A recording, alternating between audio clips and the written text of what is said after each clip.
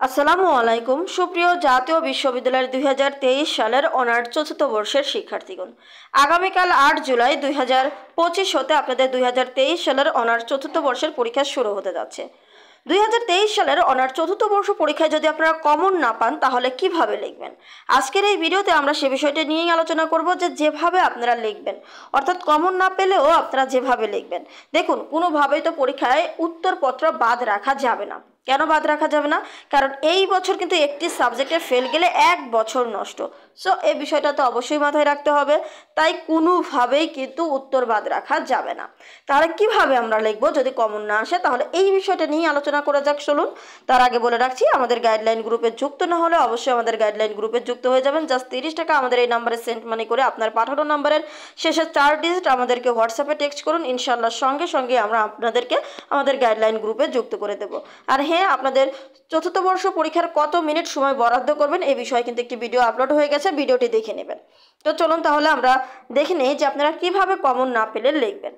প্রথমেই আমি আপনাদেরকে বলবো, কমন না পেলেও লেখার সর্বোচ্চ যে উপায় সেটি হচ্ছে, আমি কিন্তু সবসময় বলেছিলাম যে আপনারা অধ্যায় ভিত্তিক পড়বেন।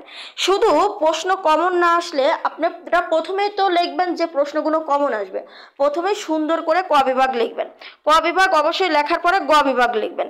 এখন গ বিভাগের যে প্রশ্নগুলো বা খ বিভাগের যে প্রশ্নগুলো কমন আসবে সেগুলো কিন্তু আপনাদেরকে আগে লিখতে হবে। প্রথমে তাহলে গ বিভাগ লিখবেন। গ বিভাগের 2 থেকে 3টি প্রশ্ন যদি কমন থাকে সেই 2-3টি প্রশ্ন আগে লিখে নেবেন। এরপরে যেগুলো কমন আসেনি সেগুলো লিখবেন। কিভাবে লিখবেন দেখুন, যখন আপনি ধরুন একটি কবিতা পড়েছেন, সেই কবিতা থেকে আপনি 2টি প্রশ্ন পড়েছেন বা একটি প্রশ্ন পড়েছেন, কিন্তু এই 2টি প্রশ্ন বা একটি প্রশ্ন থেকে কোনোটাই আসেনি, অথবা একটি অধ্যায় ধরুন যে অধ্যায় থেকে আপনি প্রশ্ন পড়েছেন সেই অধ্যায় থেকে প্রশ্ন আসেনি, তাহলে আপনি কি করবেন? দেখুন, আপনি শুধু লক্ষ্য করবেন আনকমন যে প্রশ্নটি, অর্থাৎ আপনি কমন পাননি যে প্রশ্নটি, সেই প্রশ্নটি কোন অধ্যায়ের, সেই প্রশ্নটি কোন অধ্যায়ের প্রশ্ন, শুধু এইটা আইডেন্টিফাই করতে হবে। যদি আপনি আইডেন্টিফাই করতে পারেন কোন বিষয়ের, অর্থাৎ কোন অধ্যায়ের, কোন টপিকের, কোন কবিতার, ধরুন আপনি যদি জানেন যে এটা রবীন্দ্রনাথ ঠাকুরের কবিতা, তাহলে আপনি কি করবেন?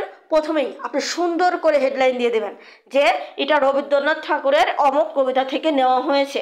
এই যে রবীন্দ্রনাথ ঠাকুর এত সালে জন্মগ্রহণ করে, এত সালে মৃত্যুবরণ করে, তিনি খুবই বিখ্যাত একজন কবি ছিলেন। এই যে প্রথমেই সাদৃশ্যপূর্ণ কথা, সেই অধ্যায় ভিত্তিক কিছু কথা, সেই কবিতা ভিত্তিক কথা, প্রথমেই সূচনাটা কি করবেন? আপনি শুধু আইডেন্টিফাই করবেন যেটা কোন কোন অধ্যায় থেকে এসেছে, কোন টপিক থেকে এসেছে, কোন কবিতা থেকে এসেছে। যদি এইটুকু ধরতে পারেন তাহলে সেই কবিতার জন্য থেকে, সেই অধ্যায় থেকে যে প্রশ্নটি পড়েছিলেন সেই প্রশ্নের সূচনাটা জাস্ট আপনি আপনার মতো করে লিখে দিবেন। এরপরে আপনি যে প্রশ্ন পড়েছেন সেই অধ্যায় বা সেই কবিতার হুবহু আপনার যদি কোনো ইনফরমেশন বানিয়ে লেখার অ্যাবিলিটি না থাকে, যে প্রশ্নটি পড়ে এসেছেন সেই প্রশ্নটিই তুলে দেন। কেন তুলে দিবেন?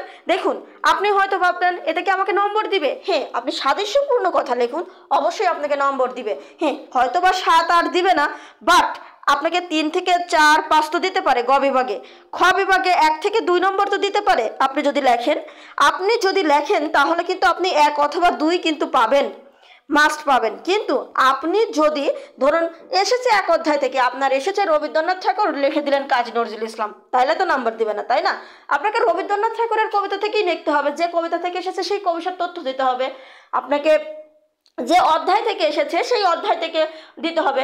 আপনার আসলো সুশাসন অধ্যায় থেকে, আর আপনি আলোচনা করলেন নৈতিকতা নিয়ে, তাইলে তো হবে না, আপনাকে সুশাসন নিয়েই আলোচনা করতে হবে।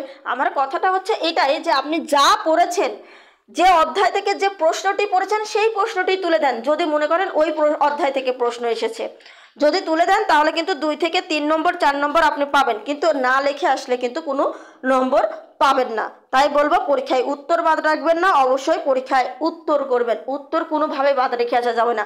আর টাইম মেনটেন, অবশ্যই টাইম মেনটেনের বিষয়টি একটু লক্ষ্য রাখবেন। আমি কিন্তু এই বিষয়টি ভিডিও দিয়েছি, সেটা দেখে নিতে পারেন। তাহলে আজকের ভিডিওটি এ পর্যন্তই। ভিডিওটি অবশ্যই শেয়ার করে রাখবেন। ধন্যবাদ সবাইকে।